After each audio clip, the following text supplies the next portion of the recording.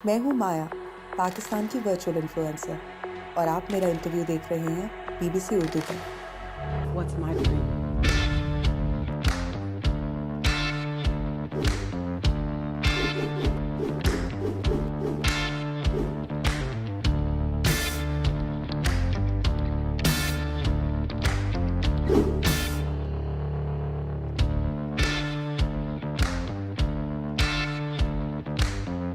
हमारी पहली जो वर्चुअल पर्सनालिटी है वो माया है। वो उसी तरह मैच भी देखती हैं, मैच देखती हैं तो पोस्ट लगाती हैं। अगर वो खाना भी खाती हैं, वो अपने दोस्तों के साथ बाहर भी जाती हैं, बाकी ब्लॉगर्स बिजनेसेस के साथ कोलैबोरेट भी करती हैं।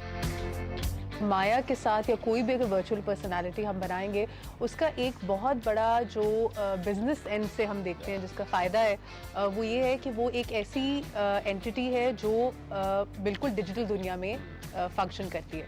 और डिजिटल दुनिया का फ़ायदा हमें ये होगा कि भाई जो चीज़ या जिन चीज़ों पे एक इंसान आके उसकी लिमिटेशंस आ जाती हैं, ये वर्चुअल पर्सनालिटीज़ उससे बढ़कर है।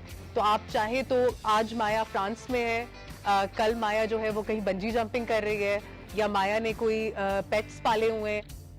हमारे माइंड में एक थॉट थी कि दुनिया किस तरफ जा रही है। तो आप अगर देखते हैं, दुनिया का फोकस इस वक्त है आर्टिफिशियल इंटेलिजेंस पे, मेटावर्स पे, या कह लें डिजिटल एसेट क्रिएशन पे, एनएफटीज पे। हम लोगों ने सोचा कि क्यों ना पाकिस्तान को इस टेक्नोलॉजी रेवोल्यूशन का हिस्सा बनाया जाए।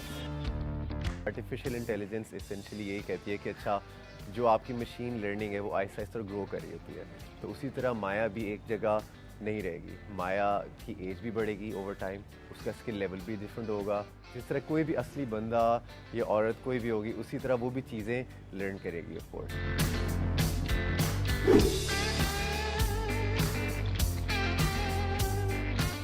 कॉस्ट का अंदाज़ा जो है वो इतना डिफरेंट है। मैं आपको अगर समझाने लगूँ तो कुछ इस तरह से है कि अगर फ़र्ज़ करें माया एक इंडिविजुअल पर्सनालिटी है, कैरेक्टर है, तो माया की कैरेक्टर बिल्डिंग में पहले माया के स्केचेस बनते हैं हर तरह के, उसके हर एक्सप्रेशन के, हर चीज़ के।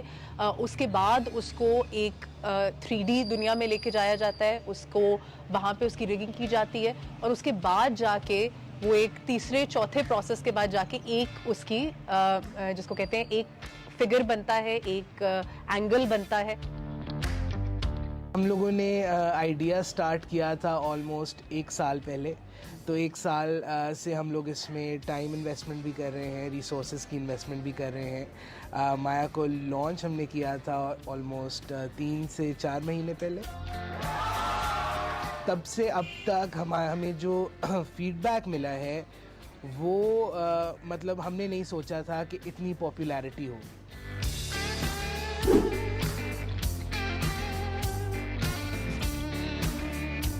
आर्ट की कोई कीमत नहीं होती, उसी तरह माया भी अपने आप को रिस्ट्रिक्ट नहीं करती।